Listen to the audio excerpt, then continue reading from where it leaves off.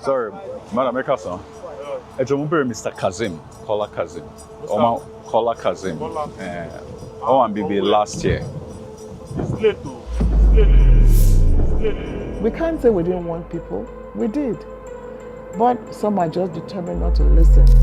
Across Nigeria, young men are reportedly being lured with promises of dollar salaries. There are already 1,500 to 2,000 documented cases in which they are victims. This is a story of young Africans who are placing stakes higher than money, with the odds against them. From Nigeria to Kenya, Ghana, and other African countries, this is the losing gamble.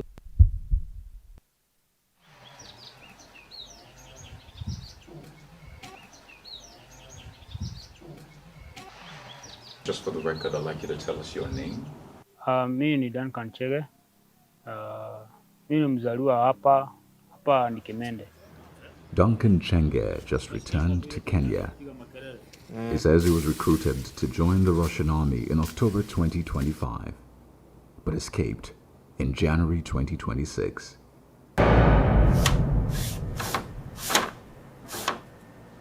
Mimi nilitumia agent kuenda Russia. Huyu agent kuna best yangu alipelekanga Katalo. So nikapata namba kutoka kwa huyo jamaa kwa Katalo. Nilikuwa natafuta job ya Katalo pia. So nilipoongea naye akaniambia hana kazi ya Katalo lakini ako na Dubai. After kama 2 weeks akanipigia simu huyu agent, akaniambia hii ya Dubai imekaa sana lakini kuna good opportunities ziko huko Russia. Kidogo tu kama siku 3 kanitumia visa. Akaniuliza ama niko tayari kusafiri the following day. Nikamwambia mimi niko tayari, sasa ndio wakaniwekea ticket. Mimi nikamwambia niko sawa basi nitaenda, kama kazi ni driver nitaenda. Lakini nilipofika hapo mambo ilibadilika sana cause chenye nilikuwa naenda kufanya si chenye nilijipata nikifanya. Yeah. Pale ukiingia there is no way to survive. So ni place kulikuwa na mambo zenye si poa hata kidogo. In the middle part of 2024, when news started coming up that a lot of Africans, especially a lot of young unemployed, are finding their way at the war front in Russia. Well, first we have to define what we are talking about. And we are not talking about African men voluntarily enrolling into the Russian army. We are speaking of African men being lured to go to Russia with the promise of good job, of education, training, and then once they are there, they are forced to sign a contract, or they are deceived to sign a contract in Russian, a language they don't understand, and they end up in the front, on the Ukrainian front, enrolled in the army.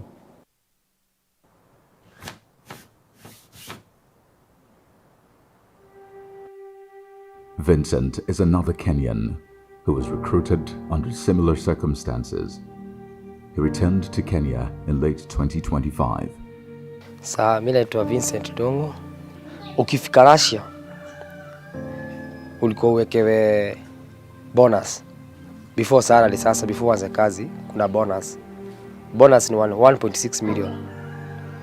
So mimi nilikuwa najua naenda military, lakini kwa my sense haikuhit ati tutaenda war. Na hiyo job 1 year contract. The government of Kenya issued warnings and in fact busted a cell of recruiters. In the West Africa country of Ghana, the recruitment is ongoing. The Russian side were using a lot of influential, or let me say influencers, in the African side of things, and also celebrities and well-known figures to lure most of these young guys. So like we often say, the devil finds job for the idle hand. So these are unemployed guys. So the little you give them would attract them to go. So if I could probably buy your plane ticket for you and then I will fly you all the way from your country where you don't have a job. Everybody will easily fall for it. And these are people who don't have jobs. And as I said, it cut across. Why did it cut across? Because you realize that when you connect the dots from the beginning to the end, people were outrightly deceived. And they were deceived because they were desperate. Desperate because they didn't even read the contract that they were given. And these are contracts that are in foreign language, Russian language. So they didn't have the chance to even ask for an interpreter. All they knew from the conversation I've had with a few of them was that they were just interested in a figure of how much they were going to be paid. Translated from the Russian rubles to dollars for me. And it was $2,000+. So everybody was like, oh, then I'll do it. You understand? So Russia keeps denying this, but it's clearly a lie. They are well aware of this fact because it's a state-backed policy that Russia has been developing since 2023, when they saw that what they thought would be a very short war in Ukraine was getting much longer, and they are running out of human resources, of soldiers to be sent to the front, and this is why they went to Africa to try to lure some African men and send them as a fighter on the front. If it is happening in South Africa, Kenya, and Ghana, there is a high possibility that Nigeria is affected too. Adewale is a Nigerian who lived in Russia.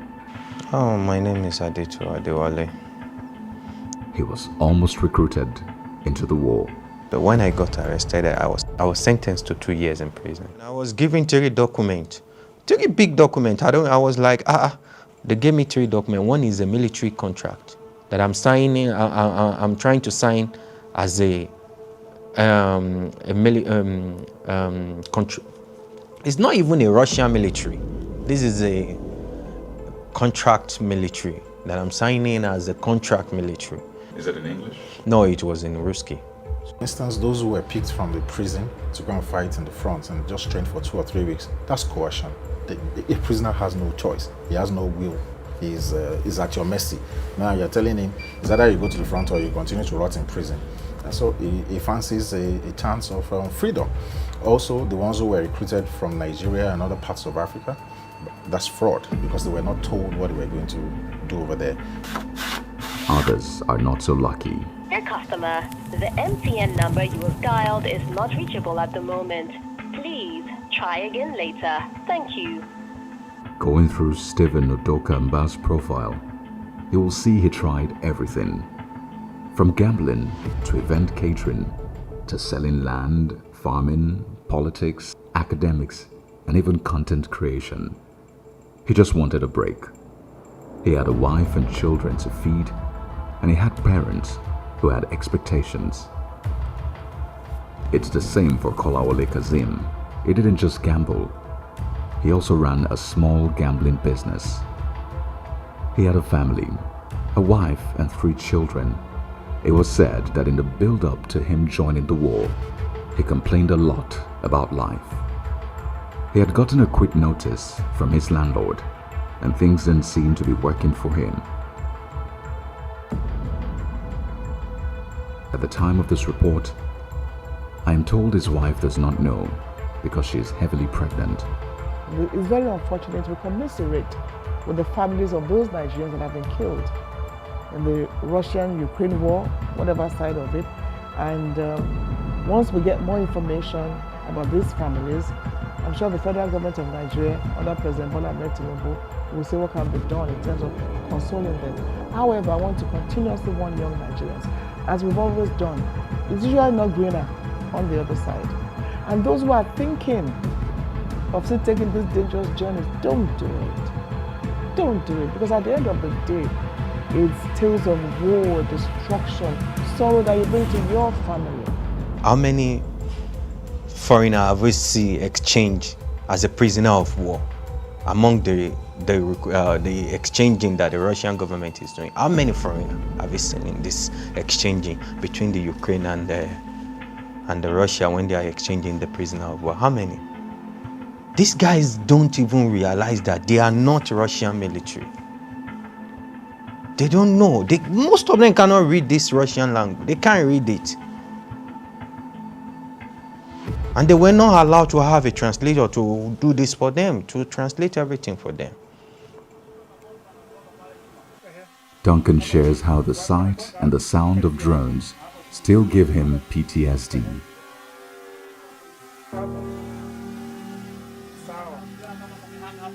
Hiyo vitu nazo ni noma. Kwa sababu bado iko kwa masikio.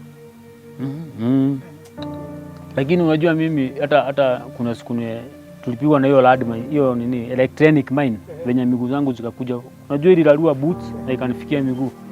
Sasa nilipokuwa nimepotea masikio, sikuwa nasikia. Kifo tu, kila wakati ni kifo, kila wakati kifo. Nothing else. Milipuko tu na watu kukufa.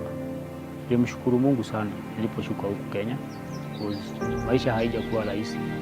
In the battlefield haijakuwa rahisi hata kidogo. But ile shida nilikuwa nayo, sikuwaambia nimeenda wapi.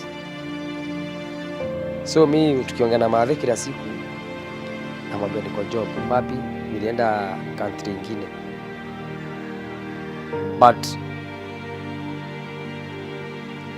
tukimalizana kuongea na yeye, unapata damu henia. Ndio iko yadi. So ilikuwa tukiongea, nimekosea. Ndienda kumwira tondu nikitoka huku Maadhi alikuwa amenikanya. The South African government investigated and warned citizens. Uganda raised concerns. The UN Human Rights Office flagged potential trafficking elements if recruitment was fraudulent and exploitative. Well, the EU is ready to support African governments, regional organizations, civil society to help put an end to this trafficking of human beings to be used as cannon fodder on the Ukrainian front. So it's of course important for African governments and organizations to take the lead, because when we do that, we are accused of being partial, of being of not telling the truth.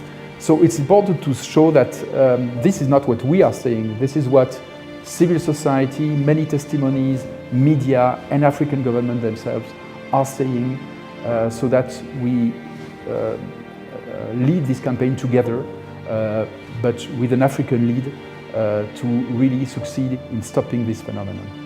We have been very proactive in carrying out public education, sensitizing the public in Ghana that they should not fall for these modus operandi of the criminal trafficking network.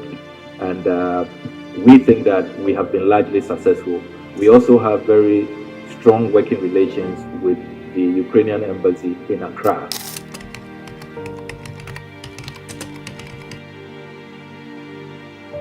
If they are trying to recruit Nigerians to fight in Ukraine by any unlawful means, this is not connected with Russian state. And if anybody has this information, we are ready to send that information to Russian law enforcement authorities in order they could investigate that cases.